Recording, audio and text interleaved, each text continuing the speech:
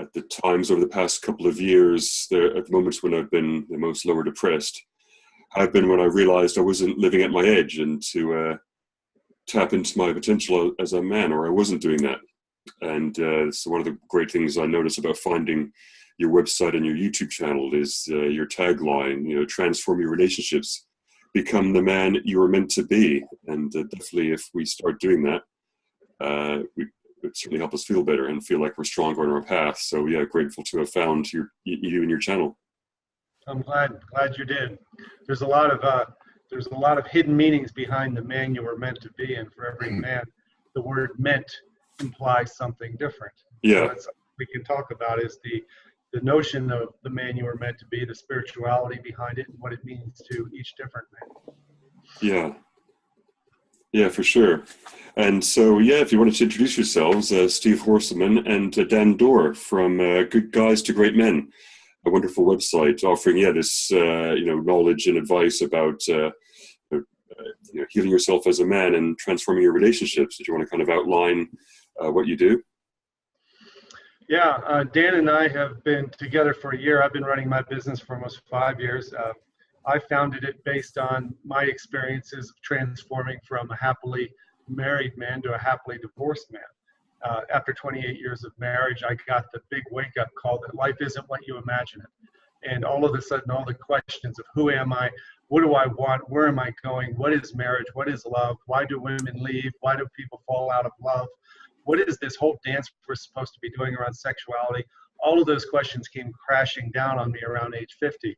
Our clients tend to be between 35 and 65. In that 30-year period is when men usually have this awakening. And what we found is it's normally at the hands of a woman, the pain of a relationship that's not going the way they wanted.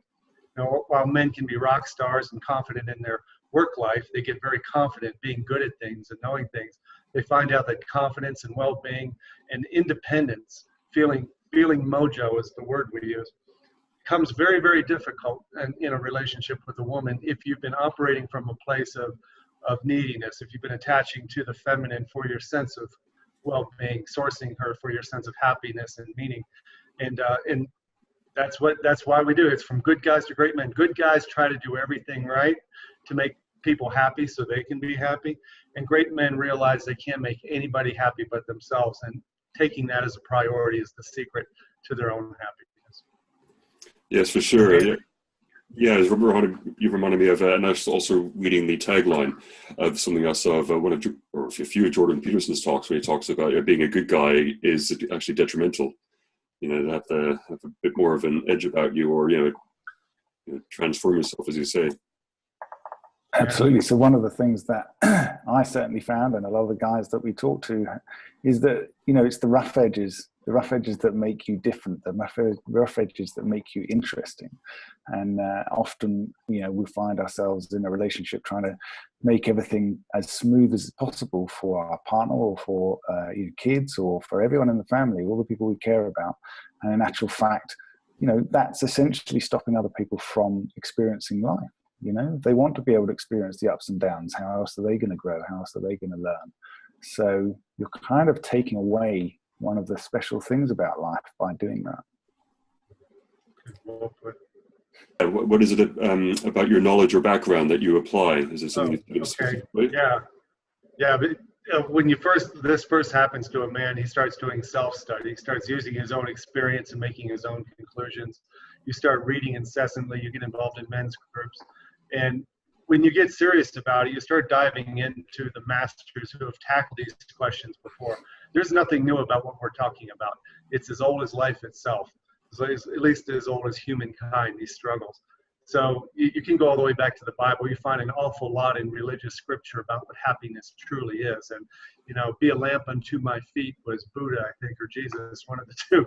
That self-reliance, independence, and loving yourself was important thousands of years ago. It tends to take on a new meaning every decade. So we use current experts like Tony Robbins, Brene Brown. We love Esther Perel. We love a lot of the psychology written about by Chloe Madonis, who is Tony Robbins' expert. Chip in here, Dan. We use David Dita, the spiritual writer in sexuality. We use Dr. Robert Glover. Wayne Levine, on one of his books, is fantastic. A lot of women like Barbara DeAngelis write some great books on confidence. Rachel Grover. Yeah, Rachel Jane Groover, an Aussie lady who writes for women. So we dive into both what strong evolved conscious women are telling women, and we also go to the leaders of men and find out what they're doing. Of course, you've got the hero's journey and Joseph Campbell and all of that stuff to lean on. In the end, what we're trying to do is create a foundation for men to realize that as they sit right now, it was at 9 a.m. Sunday morning for me, here in the U.S., I'm okay. And it's a spiritual understanding why I am okay at this moment. And at 9:10 a.m., I'm going to be okay too. I'm pretty sure at 9:30, I'm going to be good too. And using spiritual thinking, you can know that tomorrow morning, there's no reason you're not okay as well. But suffering and anxiety, depression, and sadness and fear comes from regret and shame of the past and in the uncertainty and the unknown fears of the future. And you have to learn that those are out of our control. But at 9:10 a.m., Graham, Steve, and Dan are doing pretty damn well right now. And there's no reason to believe this won't be true tomorrow morning, too. Yeah, that's a great way to see it, and to not need the external source of that happiness. And that's where the yearning comes from. I think, as you say, like regret's been a big one for me, and that yearning, that craving for that feminine energy is, and then when you prioritize that as well, and other things go by the wayside, that's when you feel like you're just sort of hanging on and not standing strong, steady in the moment. Yeah. And so, I guess it kind of leads me to some of the issues I've felt, and I think they can be broader issues as well, because often the problems we see in others are because we know and feel it within ourselves. And kind of the first question I was going to ask in terms of some recent issues I've been having is around self-sabotage, and the things I do that can sabotage potential connections with girls I've got that, that spark or that potential connection with. Yeah. We can talk about self-sabotage. I love to talk about the context of a specific case, and I'm glad you're sharing your personal story with us. So tell us one example of a sabotaging behavior that you've identified, and then Dan and I will give you an example of how we talk about it and how we coach it. I guess it's related to another question, is around the communication. That I guess in a recent case, something that kind of a spark there and a connection, and then I went maybe too quickly to communicate the following day. Even a few days ahead, we'd arranged to have a date or some moments, and then the following day, I kind of did a catch-up email saying how she's doing, and a couple of audio links to things that might be of interest to what we talked about. And I wasn't sure if it was that caused the problem, but the day after that, she replied saying, "Oh no, actually, I'm not on that date at the moment." I think Graham's internet connection is. I think we lost you for a bit there, Graham. Oh, can you hear me now? Yeah. Okay. I was just saying that it was around communication. So there was a moment, where I maybe was a bit too excited and anxious to maintain a contact. And this is the thing that all especially young men dating, they say, I don't know I don't know how I'm supposed to be. I get mixed messages. I get all this conflict about what women want. And I keep trying to play hard to get. I try to wait before I respond. I try to play it cool. I try to make her chase me, but I want her to know I like her. And I just don't know what to do. And the problem is, I'm going to show you a graphic here real quick, and then we'll talk about communication directly. Can you see this graphic here, Graham? Yes. Okay, so we call this the thermometer. So whenever a man has a hard cable attached between his own sense of whether he's okay and to her mood and to what she wants, he's always reacting to her. He is always trying to do something to measure his well-being by how she's doing. If she's in a good mood, he's in a good mood. If she's having a crappy day, he has a crappy day. And it's constantly measuring, she likes me or she likes me not. She loves me or she loves me not. And so the problem with communication is that when a man is coming from a place of trying to fill a need, of being liked, of getting attention, being touched, he is always going to come across as being needy or manipulative. And so how we coach men around this is that first we're going to come back to you, and we're going to come back to the telephone call, and you're going to dial the phone, and what you're going to do is have in your body a sense that you have your day planned. You have a great day planned. You're going to be going down to the coffee shop, then you're going to go to the bookstore, then you're going to go to the hardware store and get the thing you needed for the bathroom, and then you're going to go out for lunch. And it's a place you love because a band's playing that you love. And this is just an example. And you would say, if you want to join me, I'll be there at 12:30. And she might say, well, I don't get off work until 1. And he could stumble over himself. I'll wait for you. And I'll wait for you. Yeah. Well, I'll be there at 12:30. You get off and you get off. Come see me if you want to. I'll be leaving there by 3. So make sure if you want to see me. You know, it's not playing dominance. It's not playing games. It's a man who's fully in his own mojo and understands what his day is going to be like, and he invites people into his good day. So back to communication. When you communicate through text or something like that, it's always an invitation into the world that you're already living. It's not a request for her to create something fun to make you feel good. You already are okay. Just like I said, it's 9:15. You're already okay. And as soon as a woman gets a whiff of neediness or dependency, or that your umbilical cord is attached to her energy, she loses respect and attraction. Yeah. Seems unfair, doesn't it? But it makes a lot of sense. Yeah. Dan, what do you have to say? Well, a lot of guys that I talk to, they get hung up on not wanting to appear in certain ways, along the same lines as Steve was talking about a moment ago. But in particular, not wanting to appear weak, or, they want to appear in the best possible light they can do. And so really this boils back down in our coaching to, being honest and being yourself, and being okay with that, being completely vulnerably open as to who you are. We don't coach this, but you could start with, what's the thing that you don't want somebody to know about yourself? You started with that. Things are only going upwards from that point. If she's not happy with how things are at that point, well then, it's still a true thing about you. Yeah. So, I love that, Dan. Thank you. It reminded me on that phone call when you say, I'm going to be at the hardware store, then I'm going to be at the restaurant with the band for lunch at 1:30. And you say, this is kind of weird. It sounds like I'm inviting you on a date, and I'm always nervous about these phone calls, but just want to let you know I like you. You make me laugh, and I think you're pretty cool. You don't change the fact that you're doing your own thing, you're having a good day, but you admit that you're a little awkward. You feel a little nervous. You admit that you actually like her, that she's funny, and you actually like who she is. But you don't attach to that. You offer that as a gift to her, and then you go on about your freaking day. Yeah. The problem that guys, they get vulnerable like that, and they become attached to her. They become needy. Because if she doesn't say, oh, and I like you too, you're so funny, he hangs up and he's all nervous that she didn't reciprocate. When we're looking to get from somebody else, we'll always come out on the short end of the stick when we're looking to get. We teach men how to become strong enough to where you're always full enough to give. Yeah. It's a place of generosity, curiosity, and amusement in your life, without anxiety over whether or not people like you. Yeah. So it's not getting tied into, the million different stories as to how something could go. It's just, how do you want to be right now? Who are you right now? Communicate that.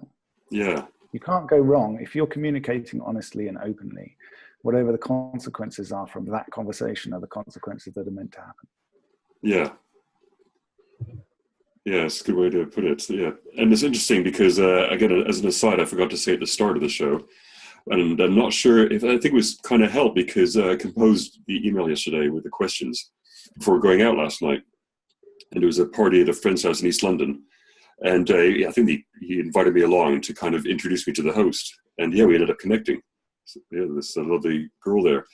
And I wasn't sure whether, I'm sure there's been some shifting energies and things that have gone through recently. But I don't know, from composing the email or from our conversations brief, and what they could be about these previous issues I've had, I did notice I was changing my behavior. I wasn't being so needy. I guess because I was catching up with my friend and other people at the party, but I was more conscious about what I was doing. At the same time, when there was a connection brewing, I was able to share and be myself more comfortably without expecting the outcome. So Yeah. that was really lovely. There's something magnetically attractive about a man who actually and honestly has something better to do than just talk to her right now. And you should always have something better to do. Yeah. Yeah, that's again, it comes back to, living at my age, what I've not been doing when prioritizing, meeting somebody. And yeah, another shift in energy has been on the financial side. Stuff I've been ignoring has come back to bite me, but actually I don't have the fear around it anymore. So I'm going to step up to it and, approach it. So I think there's been something in there that has shifted as well, which has been a good help.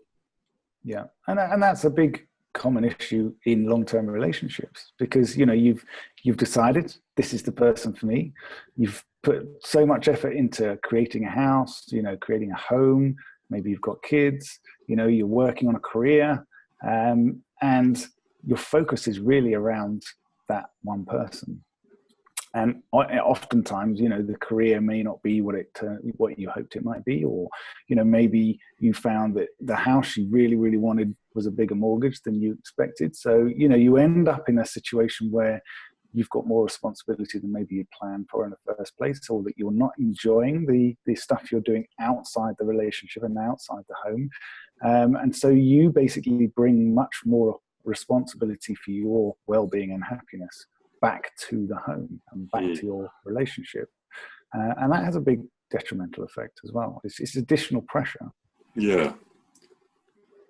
Yeah, so it kind of feels like as part of taking the steps to solidify my foundation and the forward steps in my life, as a result, everything else slots into place a lot more. Yeah. Yeah, and I guess we've kind of addressed it, but how easy it is to get too excited when you meet someone, I guess is an issue I've had, because of, again, you feel like she's going to fix that thing externally, which can push people away. This would be a good time to show you the other graphic. The graphic, instead of the thermometer where the man is permanently attached to the woman, just this quick graphic here I wanted to show you, something we've come up with to talk about. If you had a mojometer, a meter of your mojo, what would it look like? And so you see that a woman isn't anywhere on here. There's the key thing we work on is mindset, a man's clarity of who he is and what he wants, where he's going, how he expresses himself confidently, and how he manages the nature of his confidence, his emotional confidence, spiritual and behavioral confidence. But also we have very practical things like sleep and exercise and nutrition and your recreational social life, your pleasure. What are you doing? What are you measuring there that you actually control that nobody else does?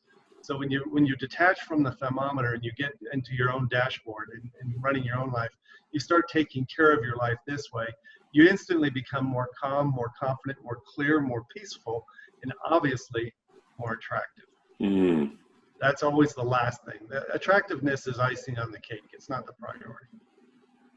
That makes sense? Yeah, it does make sense. And I guess it kind of came to mind to ask you a bit more, something about David Data says about living at your edge. Basically, that's kind of what it is, isn't it? Becoming confident with yourself, but also taking the steps to push yourselves at the limit of what you're doing, and also going deep in what you're doing as well, and not flitting around, trying different things to tune into what you might want. Yeah, you can even. Well, I was going to say you can even, find that this can be as simple as the thing that you don't want to do, the thing that's feeling scary, the thing that, you're kind of shying away from. That's the thing you need to lean into. Yeah, that's a good rule of thumb. Yeah, there's a saying. There's research done of some of the 20 most successful people in the world, and there is only one thing that really glued them together, because there's so much variation in what makes successful people. But the one thing they found, all of them were consciously and intentionally willing to lean into uncomfortable situations and conversations. So the people who are most willing to purposely move into uncomfortable situations and conversations tend to be the most successful. And that's one edge, right? That's just one of the many edges. The other edge is fitness, right? Making sure that your health is good, making sure that your body and mind is healthy. Understanding your own spirituality. When I ask men, when I tell them the first part of our coaching program is to write down and get clear for the first time in your life the values and guiding principles, the non-negotiable unalterable rules that you've created for yourself, what you expect of yourself when nobody's even watching you, even if you're stranded on an island. Who are you?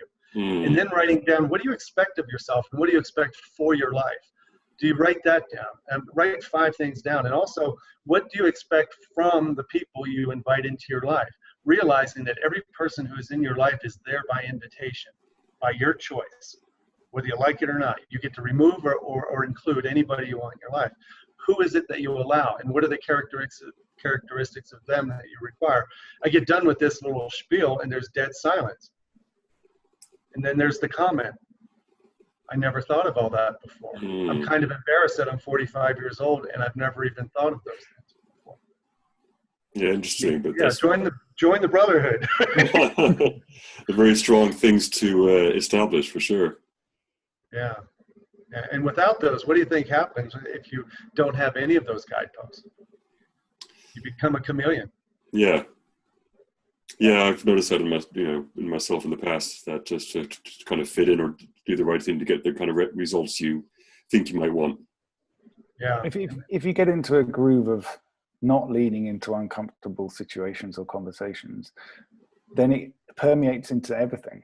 You know, if you're in a relationship or if you're starting at a new job or something like that, you haven't already got that habit of kind of pushing that edge, then you shy away from having the difficult conversations, you know, and that just builds into a much more difficult conversation further down the road, or an environment or a situation that is irreversible.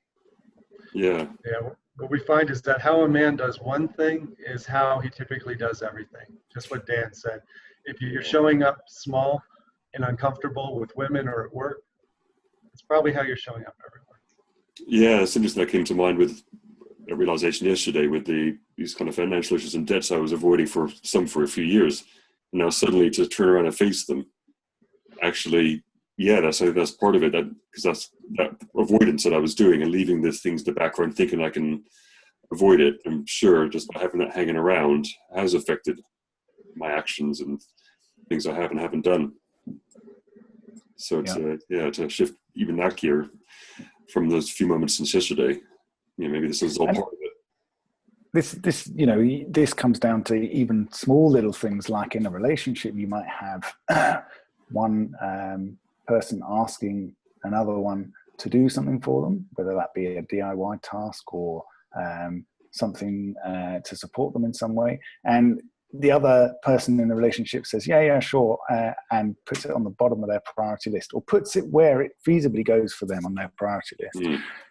But that all is personal to them. And if it's not communicated where it's going, if it's just, I'll get that done, it's essentially coming across as a lie, because without it actually being done, or without when it's going to be completed being communicated, so that if there's an issue with that time scale, it can be resolved before it's too late.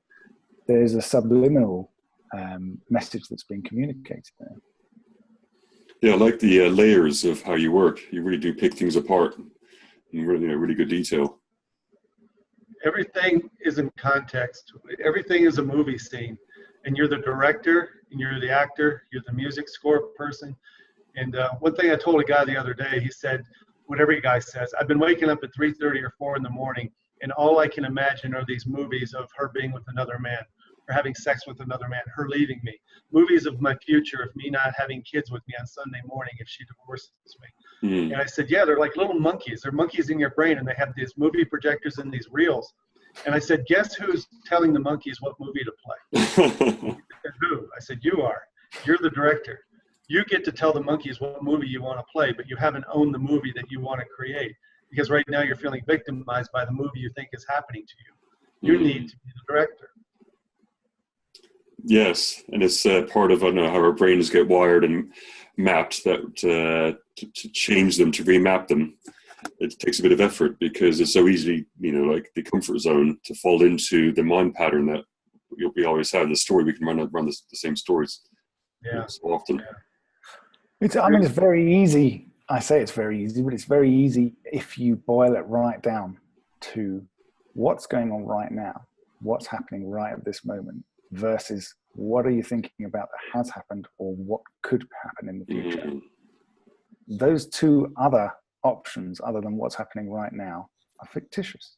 There's a great quote which says, you make up the past and you remember the future. I can't remember who it's by, but essentially it's saying that in the past, you haven't got all of the data points. So you only see things from your perspective, but the interaction that you had with someone could have had a million different, data points feeding into it. So in other words, the other person could have had an argument with someone just beforehand. They could have spilt liquid down their top, or, there could have been a load of other pressures going on that you have no idea what's happening there. So you don't know what's really happened then. So you're making up that memory because you haven't got all the information. And then when they say you remember the future, well, essentially you're predicting the future, but you're doing that from your memories. So again, you're making up this. It's a complete fabrication. And if you think about your memories not having all the information, it's even more of a fabrication. So you really can only use what's right in front of you. You asked about other books and things. I know you know who Eckhart Tolle is. Yeah. And the Power of Now is just one example of many practitioners of presence and mindfulness, of living in the now. It's very hard to do. It's not meant to be woo-woo meditative stuff. It's a stark realization of what you have control over and what you don't. When we work with men, we get very practical. We don't spend a lot of time in the woo-woo state.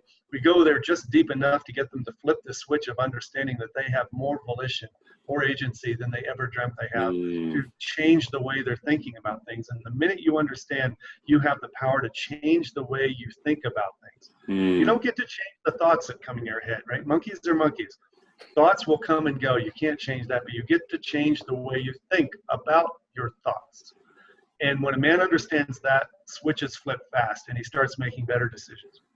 Yes, well put, because like what you're saying, Dan, these huge swathe of regrets I can have, a lot of them are down to moments and other dates or connections that didn't happen. And like the example I gave earlier, I immediately go to, oh, what did I do wrong? What didn't I do?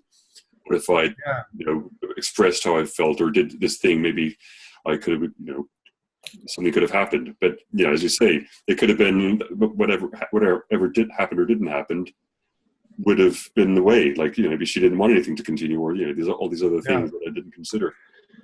And really quickly, you get enough confidence to say, "Fuck it." In a very healthy way, you go, you know what? I don't need to process anymore because I'm here now and I'm okay. And at 9:30, I'm going to be okay too. And you realize that the moving forward from now is all you've got. And it's more important to do that, to hyperanalyze and dissect, do autopsies over what you think happened. It's just a waste of time. There's another really simple, or a couple of simple techniques, which we and other coaches use. One in particular comes to mind by a guy called Michael Neal. Okay. And he just basically boils things down to when you think about a situation such as a previous date that you mentioned there, and you say to yourself, well, she didn't call me back. You can basically take that part of that thought as the truth and put a full stop there. Yeah. Anything after that full stop is not truth. So she didn't call me back. Period. Was it because I didn't do this? Was it because I said such and such? Was it because I emailed her too quickly? Was it because? Yeah. You just take that first sentence. She didn't call me back. That's it. It's just the only thing that is true that happened. And then to have that peace and to let it go like that.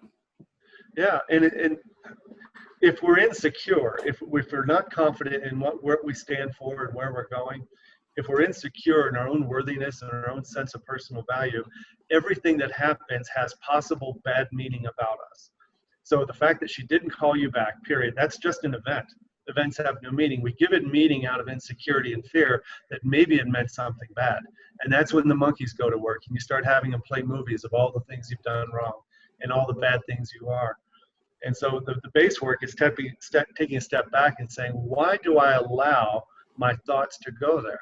Why do I allow myself to create bad meaning out of simple events that should have periods at the end? She didn't call me back, period. That's all it was.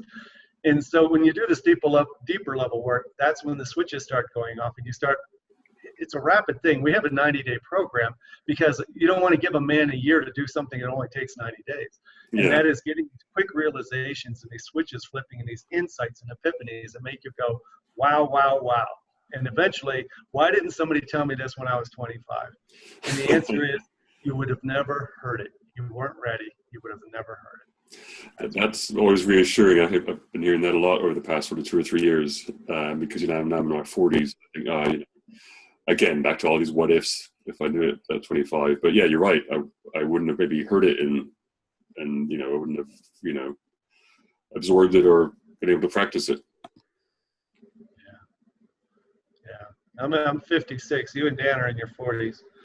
All right. And we've got guys in their 60s who are just getting divorced now at 65. And they figure they've got 3 solid decades to go. They're going to make it to 95. Yeah. And they're trying to figure out how they're going to use their next 30 years. Not what to do with them, but what they're going to create for themselves. And when you realize you have a creation mindset, it's all a process of creation. You can't create the past. You can't create the future. You create now.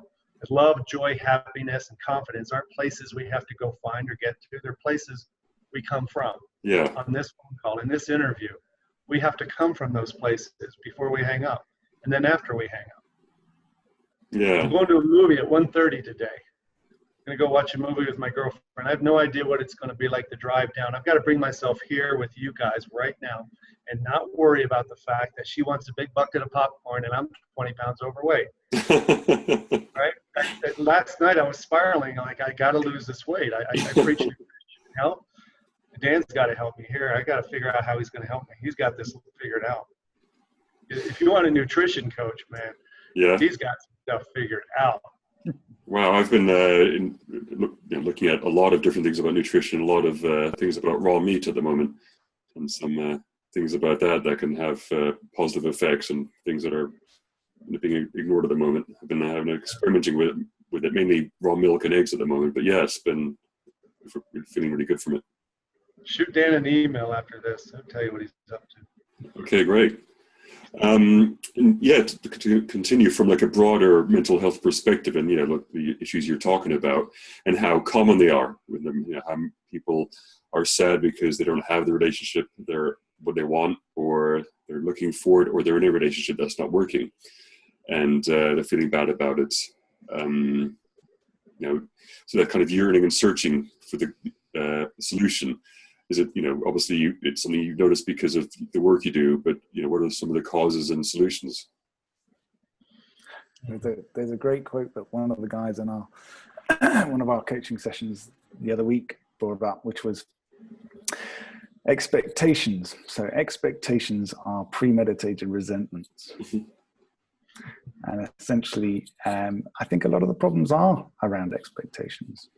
Especially with long-term relationships, especially with marriages, people get into them and decide that, right, the main work's done. All that work they did to woo the person, to get them to fall in love, to get the connection, is done with now, doesn't need to be carried on. It's not necessarily a conscious decision. Often this is a subconscious thing that happens over time, but the expectation that things would still be as fulfilling and exciting and enthusiastic as they were initially, without necessarily the same amount of concentration and work and enthusiasm and openness and trust that you had initially going in from your point of view, I think is a big contributor to where you get to the unhappy relationship or the unsatisfactory relationship. Yeah. I thought when I got married at age 28, I just signed a contract for lifelong love, affection, tenderness, and sex, and hopefully blowjobs, right? That didn't pan out all that well, but I had expectations. I thought that marriage was some kind of guarantee, had fringe benefits of all of the things I needed to make me whole, which is feminine attention, approval, touch, sex, all of that, validation of being a man. I thought that's what I was signing up for, only to be sadly disappointed. There's a couple views of psychotherapy when it comes to sadness that you're talking about, like wanting a relationship. One of them is it's kind of like Dr. Sue Johnson in Hold Me Tight talks about a healthy relationship being where two people come with fears and insecurities and vulnerabilities. She calls them unhealed childhood wounds. And that in a healthy relationship, you have enough emotional safety to be able to share that part with each other, see each other's wounds, and not pour salt in them, learn to nurture each other. And I call it licking each other's wounds kind of relationship. And Dan and I are in the business of trying to raise the expectations for a relationship. Although there are many wounded people and many hurt people who are in relationships like that, bordering on codependency, of caretaking each other, we believe that something else is possible, to actually become healthy, to actually become a fully realized, self-reliant, independent man who understands who he is and what he wants, and he comes from a place of generosity. They call it agape love, that unconditional kind of love to where when you find a conversation with a woman at a date or you're married, you're coming from a place of fullness and you're giving. You no longer have this hidden agenda to try to find reciprocation, to have her give a contribution to your empty bucket. Like, please, sir, could I have more validation, right? And the buckets, when you look in the bottom, have holes in them. That when you're an unhealthy man or woman, you have holes in the bottoms of all your buckets that you need to fill for happiness, love, certainty, significance, and growth. And you try to go get people to fill them up for you, only to see the buckets drain dry. Sadness, unhappiness, and disconnection comes from believing somebody else isn't giving you what you need. It all starts with self-reliance. Yeah, and it's a societal thing. You know, every romantic novel, every romantic film tells you that. You complete me. You complete me. You know, I can't live without you. You know, all this, and it's completely unrealistic to expect somebody else to provide your happiness for you. There's so much pressure for someone else to have. How could anybody live up to that? It's too much. Yeah. It kind of leads me on to another question on the same topic about something that's sort of widespread in society, and you touched on it there, that's in a lot of media, films, and especially music, all about the breakup kind of music, and that how common it is about the disposability in relationships, you know, with divorces and breakups common. And you touch about some of the next part of the question about, you know, do you think this reflects a lack of desire to go deep and work through hurdles when they come up? Does it show that people aren't willing to put up with unhappiness in a relationship, or that they just bail out at the first sign of a problem? You know, so they throw things away like, you know, everything else disposable these days. Well, yes, that is correct, but is that not a lack of education, possibly? Yeah. You know, what's the guidance from when we're teenagers and kids at school and everything? Who's teaching us about, you know, these things? Well, we don't like to feel uncomfortable. You know, we have these devices in our pockets all the time which can distract us from any uncomfort, which can enable us to go and find a dopamine hit from looking at something, watching something. You know, you can go and watch a piece of comedy to raise your mood in seconds. So you can avoid feeling the nasty stuff, the mucky stuff. But that's the stuff that, you know, is always going to be there in life. And also that's the stuff that helps you grow. If you don't experience the bad things, you know, the difficult times, then you don't get to really work out what's been going on, why you feel like that, and find out what you want to change to not have that, or to improve things in the future. There's something in one of Esther Perel's talks. She was talking about back in the 40s, 50s, 60s, it was shameful to be considering divorce. Thinking about leaving a difficult relationship, it was shameful. It was more shameful than not to be just ending your relationship on a whim, that you're supposed to stay in and work for it. But since the advent of technology and the disposability culture, it's the new shame is staying in a relationship where you're not happy. And I like to go happy. I'm not happy. I'm not happy. He's not making me happy. She's not making me happy. So the new shame is staying anywhere in life, a job or anywhere, where you're not happy because we have this God-given right to happiness. Yeah. Well, it becomes a victim mentality when you think that if I'm not happy, it must be somebody else's fault. Yeah. Relationships become disposable when you realize that the work to becoming happy is much more than having the other person change for you. Yeah. Yeah, and there's no coincidence that up until the 50s and 60s, you know, the products you'd buy would last. They'd be built to last. And it changed our perception to, you know, keep the profits going for the companies to buy the new things. There's better profit margin to keep making stuff for people to buy. So not as much money in keeping one thing going for years. Yeah. You would think that people would get better at relationships after they get through one. You learn and you go to the next one, but it's pretty well known that the first time divorce rate is between 40 and 60%, depending on how you measure your data, where you get your data. But let's say it's around that 50% mark. Second marriages are a little over 60%. Third marriages have a 70+% divorce rate. Wow.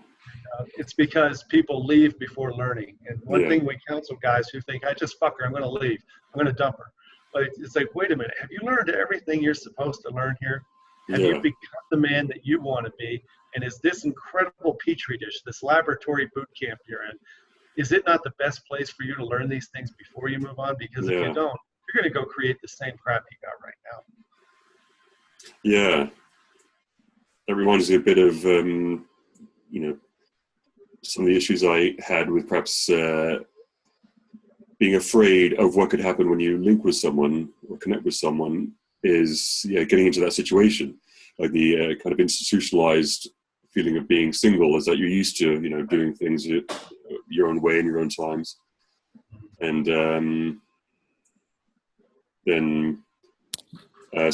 what can happen then when you start being with someone is that, then you sort of have to stepping up and, doing something about it and learning. Yeah, disposability. Now, I don't know if you knew this statistic, Graham, but women initiate, at least in North America, I think in the UK too, over 2/3, almost 70% of all breakups.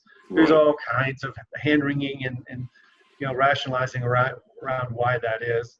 I think a very simple way to think about it, guys they keep their nose to the grindstone, hanging in there no matter how crappy they're being or how crappy the relationship is. They've got this ethic of staying no matter what. Women have a lower tolerance for pain, for emotional pain, for what feels like neglect and abuse and unhappiness. And so they tend to make decisions quicker. It doesn't make them evil. It just makes them a quicker decision maker. Right? And by the time a man finds out that she's been plotting her departure, 24 months is normally passed. We call it the 2-year warning.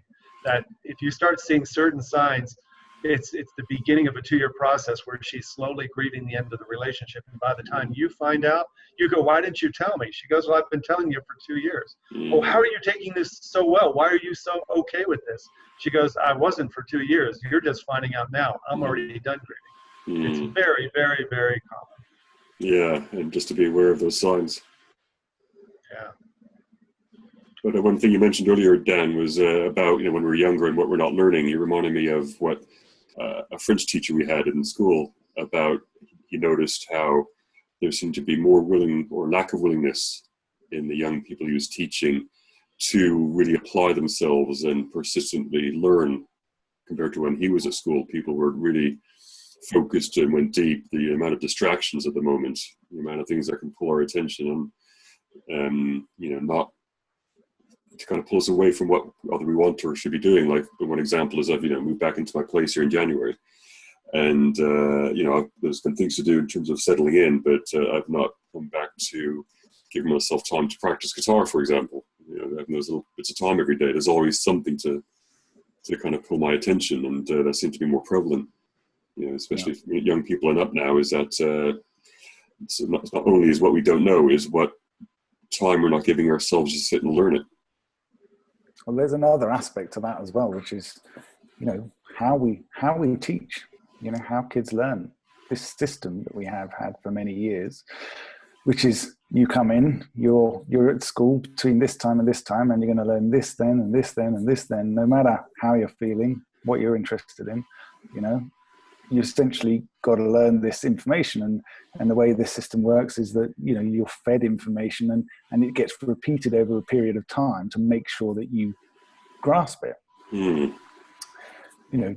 You can see that other forms of education, Finland, a lot of Scandinavian countries, and a fair few in Europe, they start their schooling much later, and they're much more flexible around what kids learn and how much choice they have. And then you've got the whole homeschooling growth as well. And again, this is because they can see that children, when they are looking for an answer to a question, learn it straight away because they've got the motivation for it right there. And you can teach anything. You could teach somebody how to learn, some complex mathematical equation at the point that they needed it. So they might not learn it till 10, 20 years later than they would traditionally in school.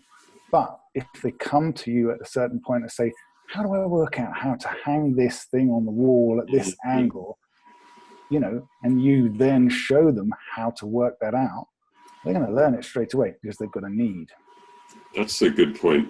That's the advantage of the amount of information and data out there, like things on YouTube, for example, because, examples of when people who kind of maybe blag themselves into a job or something and they don't know everything about it, like particularly IT or something.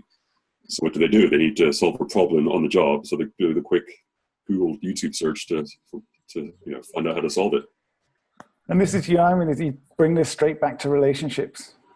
When do you go and start learning about, how to improve your relationship, what you should be doing, how you should be acting, why are there problems? You do it. You only do it at the point of pain, at the point of need.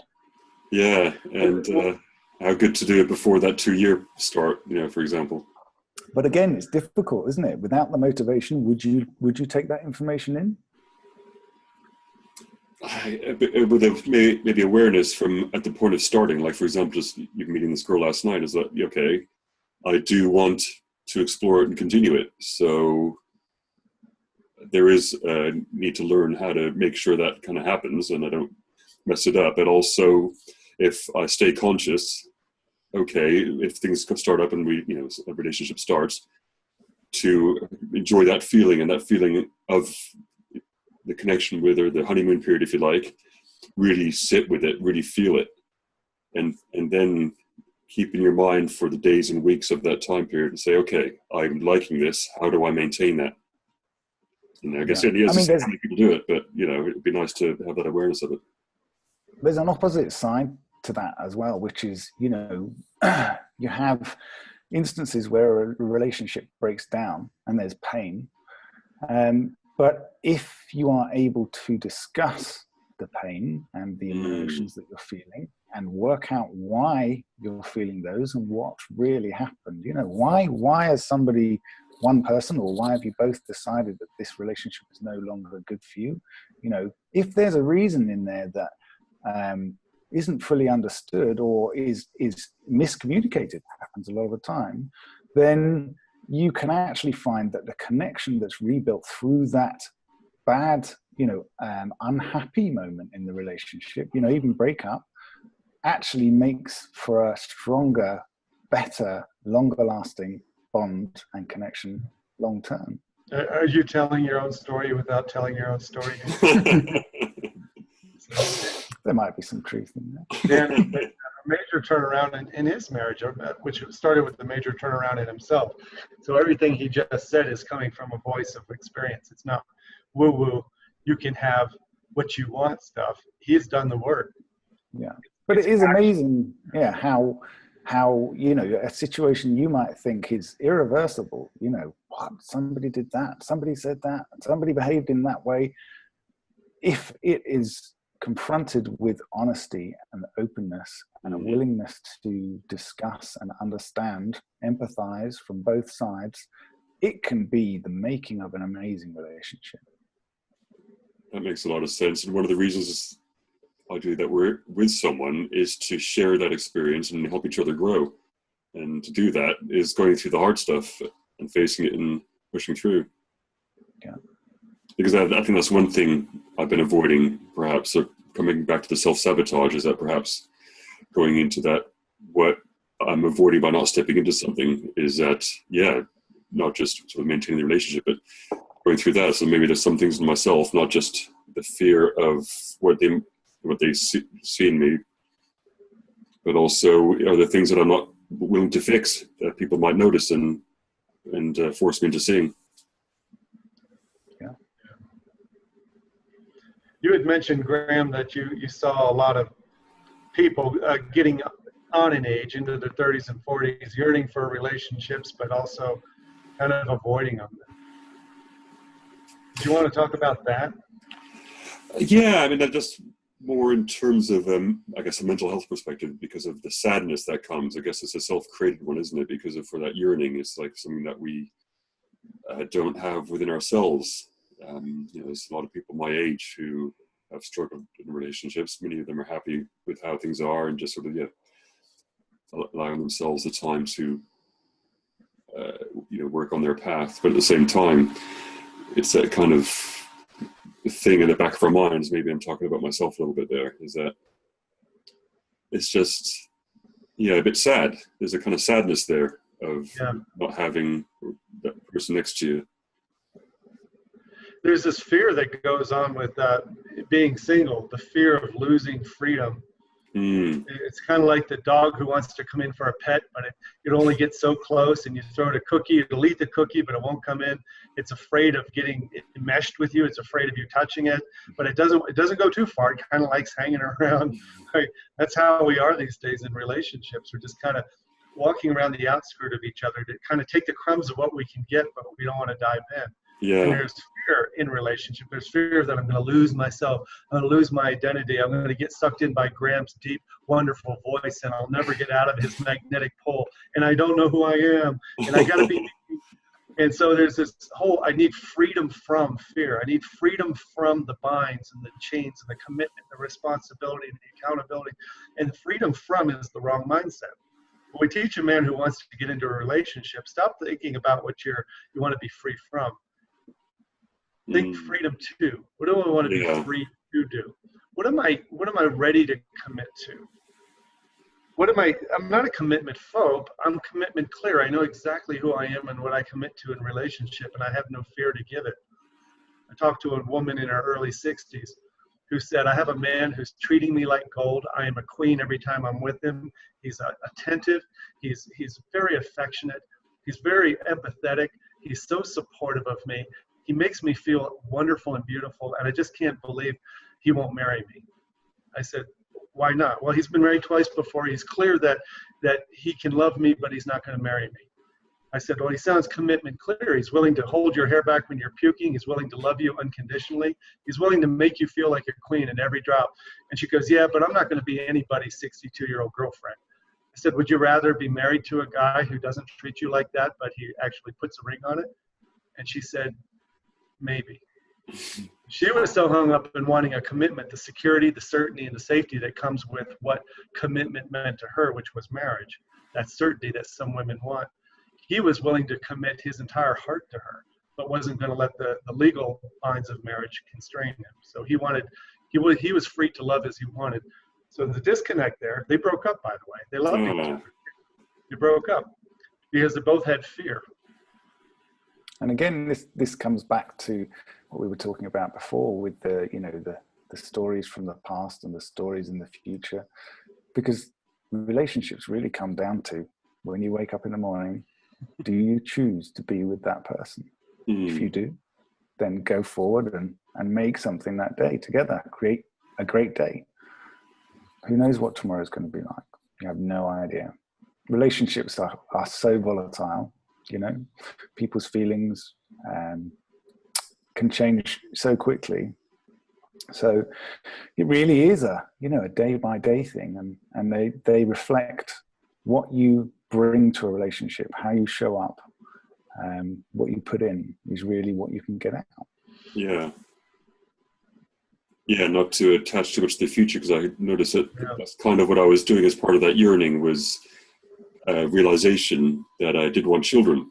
I wasn't so sure up until now, but now I kind of do. And so that's coming up in my mind a bit, maybe too quickly. It's like, okay, maybe can this person can I have children with them, or it's a bit kind of too soon to be thinking about that. But that's maybe part of the commitment thing, but maybe in a good way, because it's kind of a nice counteraction to that institutionalization to being single, like I mentioned earlier, the commitment phobia I think I did have. But maybe now I would be willing to commit to someone, but maybe thinking about it too much too soon. Yeah. having a decision made that you want to have children is no bad thing at all. Having that decision made and then projecting that into how a relationship might or might be good for you, or you know, where it might or might not go, is again expectations, or you know, possible pitfalls. It's again another way of just kind of scuppering yourself. Yeah, that's true. We teach men to show up honestly, and I guess I'd like to tell one quick story about an exercise we do with men who are they've ended their relationship or their marriage, and now they're worried about moving on, and what about dating and all that. And so there's a scene we play out to where you're brutally honest, unapologetically clear, and just amused with yourself about what you picture for yourself in the future. And the scene is a nice place, maybe in London on a sunny day, and it's a pedestrian area where all the shops and boutiques are, and yet a restaurant. The second date with the woman, the most beautiful woman you've ever imagined. She's got the hair and the eyes and the body style that makes your blood boil. And she's really kind of into you, and you're drinking a beer. And she leans forward with her red wine, and she looks at you and say, first of all, what happened to your last relationship? And so men have to write this out. It's part of their assignment. One guy said, well, what happened was that we grew apart, but that's a cliche. What's more important than knowing we grew apart, we became clear that we had different desires in life. We actually had two different sets of guiding values and what we found important. And what started out as resentment and anger, what we decided amicably was to part ways and let each other grow without each other. So that's why we split up. And then the lady goes, wow, I've never heard anybody be so clear about that. You don't seem to be angry or resentful. He goes, I'm at peace with myself. Then she says, Graham, what do you want? What are you looking for in the future? What do you want in a relationship? And what kind of woman do you want? And so the guy might say something like, well, I've thought about this. And he takes a swig of beer and he goes, the woman that I'm going to be with in the future, and note that he's not talking about her. Because the woman that I'm going to be with in the future shares my values for mutual support, affection, appreciation.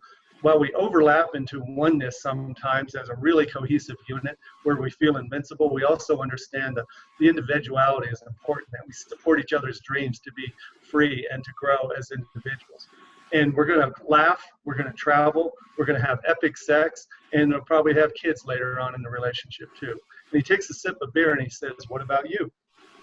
And she's blown away, and she goes, I think I'll have the tacos. What are you getting? Because she's never met a man that clear about who he is, what he believes, what he wants, and where he's going. He didn't invite her to go. He just said, that's where I'm going. Now, I have a guy in Fort Lauderdale who got married 6 months after that scene to the woman of his dreams. He invited me to his wedding. But that's a story of how clear you have to be to understand where your internal happiness comes from and how you invite people into your life without begging them to approve of you. He didn't require approval for his dreams. He didn't care what she thought. Yeah, I can see.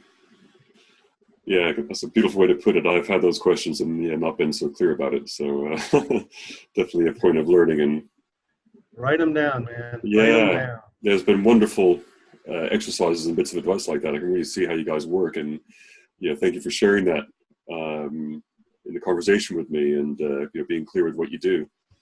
That's really appreciate talking to you. Thank you for having us. Yeah, how did you guys meet? Actually, I think you mentioned it last week when we first caught up. You tell the story, Dan.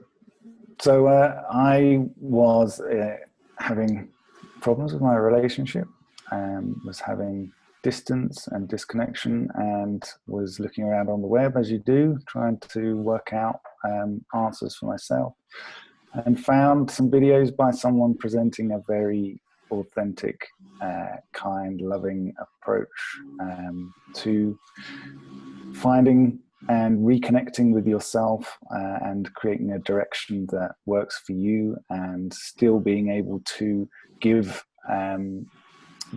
of yourself, and to be loving, and to be generous, and to be trusting, and all of the traits that I desire to show and enjoy giving and sharing was what Steve was showing and modeling in his videos. And so I contacted Steve, and the rest is history. We become business partners, and he's an associate coach in my company. He's got paid clients now, and I continue to coach and train him as an associate, kind of like a law firm, where you have the senior partners and the associates. And that's we're talking about adding more associates as it seems appropriate. But our values align, right? If we were a man and a woman, we would see that we have a temperament, we have an energy, we have values, and a direction that we're both going that are really harmonious. And so it was a no-brainer. Total trust, absolute trust. I can see that in how you both communicate as well. You've got this calmness and pace to the way you speak. It's very similar, and it's like in sync with each other. I didn't know that, Dan. That's the first time we've heard that. It's also, Dan, you also explained, in beautiful words, what I thought when I first saw Steve's videos, hence eventually me getting in touch. I guess a lot of it was because of what he spoke to was the issues I have, with the feminine. But I'm just glad that I've been able to find angles to have a platform for it, because maybe, I guess this comes down to the first time in this conversation that I've had of sharing really personal things about my experiences in relationships. And so that fear has prevented me from maybe having a kind of YouTube channel of my own. Because I've got a channel, and there are things I want to share, things that I think might help people, or just things I want to share that people might resonate with.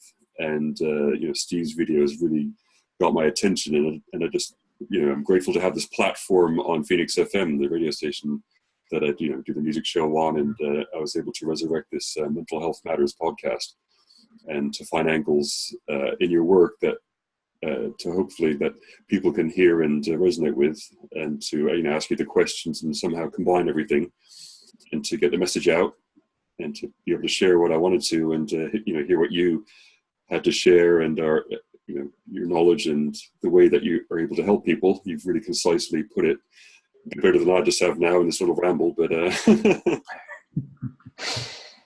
yeah, just really good, nice to meet you, and glad nice to speak to you. Thanks for having us, Graham. Thanks, Graham. Hope your listeners find this useful. If they want to get to over 100 and some videos, they can go to goodguystogreatmen.com. That's number 2 in between Good Guys and Great Men.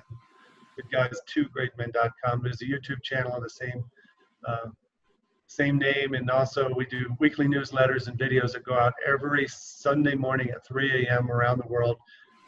Last night, so I did Down at the Barn with My Horses to talk about how men convey anger. And so it's all a conversation, and we want people to feel comfortable in this conversation and joining us. So thanks for the opportunity to talk about what we do. Yeah, it's a pleasure. And again, in the ease of communicating with you as well, because it was just easy to get in touch, drop you an email, and you got back in touch. What are the other ways that you help as well? Because you talked about your 90-day program. I noticed as well that you do retreats. Are there other programs that you have for people that help? Yeah, Dan and I are co-leading the Men's Cave group coaching program. We're into our second session of 12, and we're starting another one later this year. That's 10 guys going through the 90-day masculine confidence intensive that we do one-on-one. So we do one-on-one coaching with people for the 90-day masculine confidence. We do a group coaching version of that for 10. We have retreats coming up in May here in Colorado, a horse ranch retreat. I have 2 retreats here at my place in the mountains in July and August, and then two separate golf retreats in the fall. So these can all be found under the 2018 retreats tab on my website at goodguystogreatmen.com. Okay. Thanks for asking. Thanks for letting us plug it. No, it's a pleasure, because I'll be including the links on the show page on the Mental Health Matters podcast on the Phoenix FM website, and so people will find the link to the site and your email address as well, and I'll discuss these. We forgot the book. We forgot the book too. Straight Talk Tools for the Desperate Husband is on Amazon. It's selling like hotcakes. It's going really well. It's a collection of articles and chapters, and men are saying they don't need coaching after they read this book. They read this book, they implement the action, and they see instant changes in their marriage. Straight Talk Tools for the Desperate Husband on Amazon or Kindle or wherever you want to find it. Oh, thank you. And also thank you for the list of, other people that, share your work, and that, you share the tools that you talked about as well, because I hadn't heard some of those names, so I'll certainly be making note of them. And the title of your book reminded me of one I was recommended as well, The 3% Man. I forget the author at the moment, but that sounded like, again, another guy doing good work to help people, help guys as well to expand, grow, and to step into, I was going to say the power, but yeah, it's about just what we have within us to feel better and feel strong in what we're doing, and then to have the confidence to express it in the world. Okay, great. Thank you, Steve. Thank you for your time today. Thank you. Thanks, Graham. Fantastic.